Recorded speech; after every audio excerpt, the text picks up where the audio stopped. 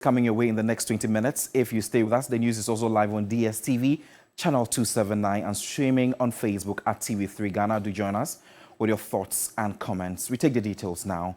Ghana's fortunes are on the rise following the economic downturn, according to President Akufo-Addo. Well, that was the president's summary of the account of his stewardship in his annual sessional address to Parliament. My colleague Duke Opoku-Mensah reports. After an initial hold-up of about an hour due to the minority in Parliament's threat to boycott the event, the president took to the rostrum to deliver his penultimate address to the House.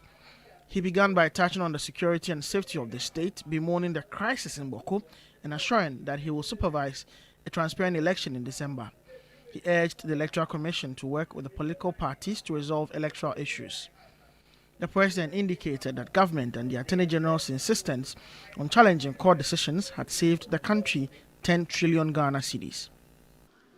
The Attorney General has continued in a very effective manner the tradition under this administration of contesting every single litigation against the state, and has avoided the numerous judgment debts that used to be given against the state. The Office of the Attorney General, as a result, has saved the country over 10 trillion Ghana cedis. All the evidence is there. To absorb the numbers arising out of the free senior high school policy, the president announced the establishment of 4 new universities. Free SHS and our no guarantor policy under the Student Loan Trust Fund are breaking down financial barriers for students seeking higher education by eliminating the requirement for a guarantor. We have empowered students from economically disadvantaged backgrounds to pursue their education aspirations without undue financial burden. This has meant a substantial increase in the number of students seeking tertiary education. And it is in response to this increase, the government has decided to establish 4 new universities in Mampong in the Ashanti region, Akrodia in the Bono region, Bonsu in the eastern region, and Kintapo in the Bono East region, and expand the facilities in existing ones. The president acknowledged that the country had stumbled, but was quick to add that Ghana was rising again. We stumbled, but we are rising again. We were bruised, but we are healing. We have recovered our footing.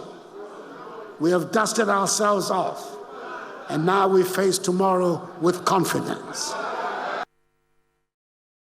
There has been a reaction on the back of that. Professor Godfred Bopping of the University of Ghana Business School says, in as much as the government has made progress in securing an IMF program, it is not an achievement the government should be proud of. Securing IMF program is not an achievement. It is a bit sad that with the resources and all that we've had, I mean, this is what our State of the Nation address would contain. I think it's a bit sad. Of course, going to the IMF is not to say it's a bad thing. Even relatively well-governed countries go to the fund, right? Some go for program support, policy instruments, and the rest of them, standby arrangement, and the rest of them. But the manner in which Ghana went for the 17th IMF program really it's interesting, and that is why I'm saying that doesn't merely securing that program doesn't mean achievement.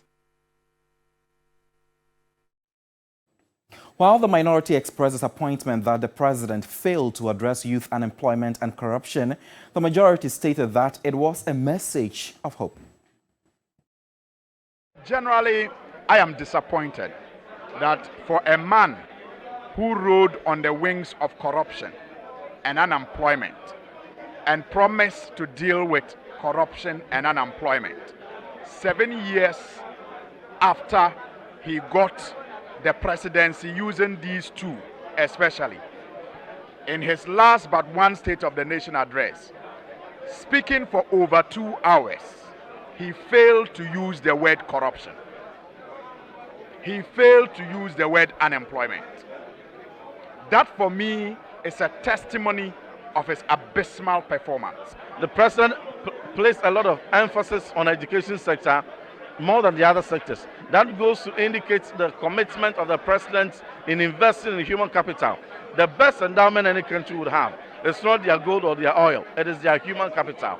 And so between 2017 and now, the president has invested over 114 billion cedis into ensuring that human capital is developed, that access is created for the child of the poor and the child of the rich. I expected to hear more on job creation for our many youth who have finished school. Nurses are at home, teachers at home. A lot of the youth don't have jobs for this country, and it's of security concerns. On his main propaganda agenda 111, he missed to really tell us how many have they finished, how many would be commissioned. He was silent on that. Ghana, we don't have hope. Security is of much concern to everybody, businesses, governance, and so on. And the president did indicate that his government is in full control of security and that the country can rest assured that we'll do everything it takes to protect the country. It was very reassuring, and we have to support him as a people. If you have your president stand on the floor of the house and he says that the city is stable, I was shocked. Because at the end of the day, it's not something he can go out of the floor of the house and go and control. Because after his speech, the city will continue to gallop. And I can give you an example. In the beginning of this year, the city was around 11.2, 11.3. Okay? In a matter of 60 days, we are almost in March. In a matter of 60 days, the city is around 13 cities. The dollar is around 13 cities. What it tells you is that the city is depreciating on hourly basis. At Abossey-Okai in Accra, many spare parts dealers told our reporter George Quaining they felt excluded due to the communication barrier. It was a usual business day at Abossey-Okai in Accra. A few people were following the President's State of the Nation address from this loudspeaker. Those who were not interested went about their normal duties. Daniel Atiobi, who has been in the spare part business for more than 2 decades, has never missed an address. Everybody almost say at the end, you see State of the Nation address. What the battery more? Or mine no etibia ye womb. It is very funny. The president should have addressed us on the State of the Nation and not achievement chalked. He totally deviated. Personally, he is not impressed as over the years, the State of the Nation address, he claims, has always been successive government touting their perceived achievements. For me, there's nothing special. It is what it is for us. It's still a struggle, us doing business. We trying to, pull our weight, do what is right, and move on as a nation. The thing is not mostly about what the government will do for you, but mostly we should understand that we are also supposed to do a whole lot for ourselves. As a market in my idea, in the Casano, young, quasi betty. So when you're the first time I watched it, watch last year, yeah, one away. Indeed, this year, the Messimicotia, how you're Pajumaya. Business is dry, and so there was no time to follow the address. Our welfare is of grave concern to us than the address. Casana walk on my dream quasi, your Kakuti, and the Yetian Quanquen, as I agree. The president, in his address, emphasized that his government has been the most effective in managing the economy. So what I say, sometimes the same people, everyone a young school no being so and catching Although we saw the president delivering an address, we didn't understand because not all of us here are educated. It was difficult to understand the president. We will wait until evening to get a breakdown in the local news. Around 7 there are those who felt excluded due to the communication barrier. It's obvious communication is a barrier amongst most spare part dealers here at Abossey-Okai. Moving forward, if there can be a local version of the State of the Nation address, will be of great satisfaction to them. Josh Quaden, TV3 News, Abosokan. Shifting from the State of the Nation address, a human rights coalition is calling on President Akufo-Addo not to assent to the promotion of the Human, Sexual Rights and Ghanaian Family Values Bill when passed by Parliament in its current state. Board Chair of the CDD, Audrey Gajepo, addressing the media in Accra, noted the bill, when passed, will infringe in the fundamental human rights of many, including the media, as enshrined by the 1992 Constitution. On Wednesday, February 21, the then Deputy Majority Leader Alexander Penyumakin withdrew his amendments to the anti-LGBTQ bill, which seeks to impose a prison sentence, paving way for the bill to be considered for passage in the coming days. However, the coalition of civil society organizations and interest groups maintained the bill must be re-looked at. Ghana is a secular and multi-religious country with over 50 ethnic groups with different cultural practices and beliefs. Any attempt to create a single cultural value system for Ghana erases the beautiful cultural mosaic that makes us a unique people. It is for this reason that the Constitution abolishes all practices and laws detrimental to people's health and well-being, even in the name of culture and tradition. They noted the bill will undermine the media's ability to speak freely. Any person that uses the media to broadcast or advocate on this topic faces a prison sentence of up to 3 years.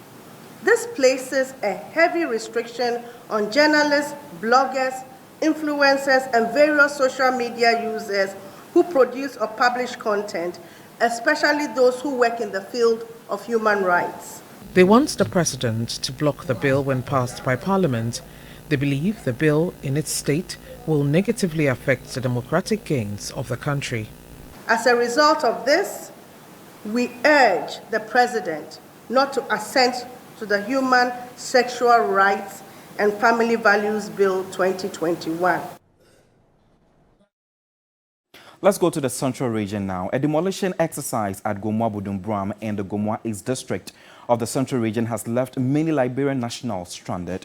Additionally, most of them have lost thousands of their properties due to this exercise undertaken by the Nananom of the Gomoa Fete Traditional Council.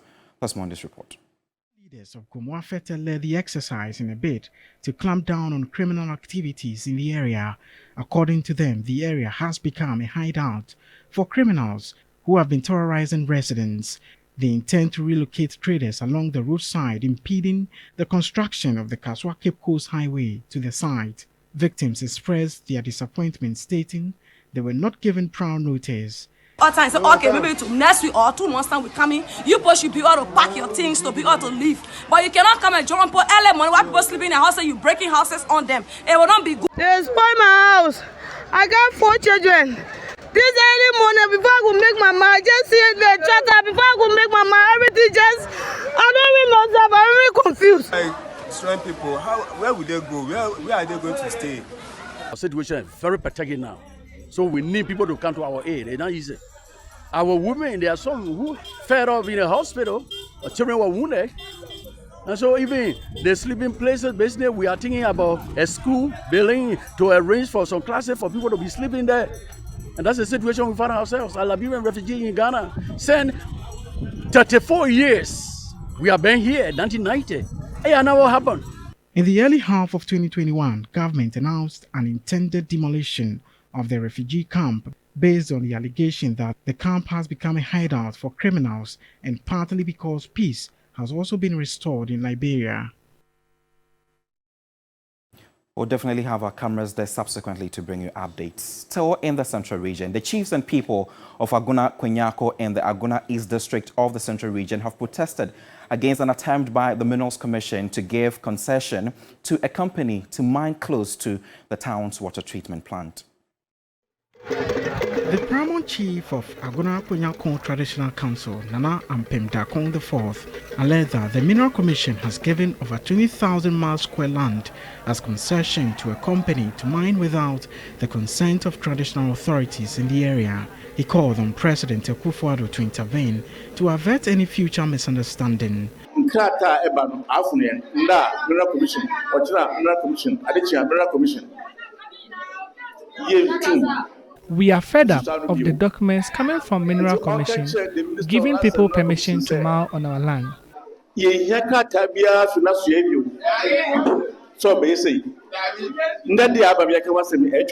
Other chiefs and residents expressed concern over potential pollution of water bodies and destruction of the environment.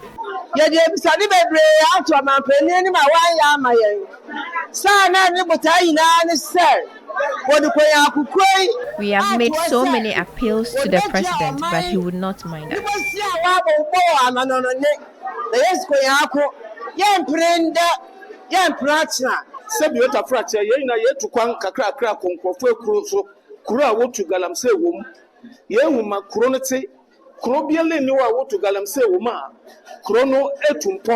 We are tired of outsiders mining in our communities, only to enrich themselves but leaving us with polluted environments.